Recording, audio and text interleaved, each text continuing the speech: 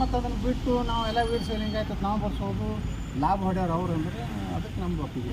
ಈಗ ಕೂಡಲ ಸ್ವಾಮೀಜಿ ಕೂಡ ಅದನ್ನೇ ಹೇಳಿದ್ದಾರೆ, ನಾವು ಆ ಥರ ಬರ್ಸಲ್ಲ, ವೀರಶೈವ ಲಿಂಗಾಯತ ಬರ್ಸ್ತೀವಿ ಅಂತ. ನೋಡಿ ಸರ್, ಇವತ್ತು ಲಿಂಗಾಯತರಲ್ಲಿರುವಂಥ ಎಲ್ಲ ಉಪಜಾತಿಯವರು ಯಾರೂ ವೀರಶೈವ ಲಿಂಗಾಯತರು ಬರ್ಸಿಲ್ಲ.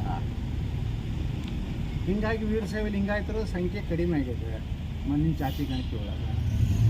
ಕಾರಣ ಏನಂದರೆ ಅವರಿಗೆ ನಾವು ಅವ್ರಿಗೆ ತಪ್ಪು ಅನ್ನೋದಿಲ್ಲ, ಆ ಸಮುದಾಯದ ಮಕ್ಕಳಿಗೆ ಇವತ್ತು ಶಿಕ್ಷಣದಲ್ಲಿ ನೌಕರಿಯಲ್ಲಿ ಅವರಿಗೆ ಸೌಲಭ್ಯ ಸಿಗ್ತದೆ.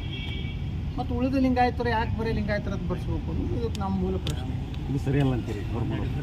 ನಾವು ಅದನ್ನು ಚರ್ಚೆ ಮಾಡ್ತೀವಿ. ನಾವು ಮೊದಲು ಈ ದೇಶದಲ್ಲಿ ಇರ್ತೀವಿ ಅಂದಮೇಲೆ ನಾವು ಹಿಂದೂಗಳೇ.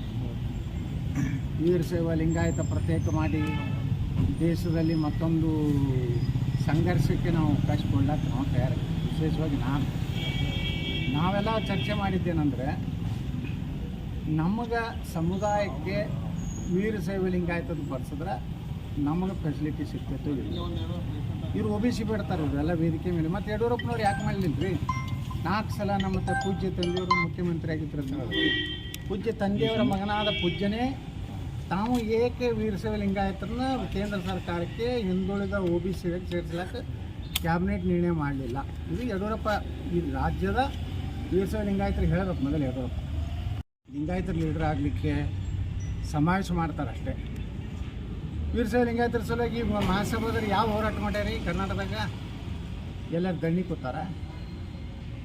ಬರೇ ಒಬ್ಬ ಮುಖ್ಯಮಂತ್ರಿ ಆದವನು ಕರೆದು ಒಂದು 4,000 ಮಂದಿನ ಕೂರಿಸೋದು, ಒಂದು ಮನವಿ ಪತ್ರ ಕೊಡೋದು, ಇಷ್ಟು ಬಿಟ್ಟರೆ ವೀರಶೈವ ಲಿಂಗಾಯತರಿಗೆ ಈ ಮಹಾಸಭಾದ ಏನು ಲಾಭ ಆಗಿದೆ? ಈಗ ಹಿಂದುತ್ವದ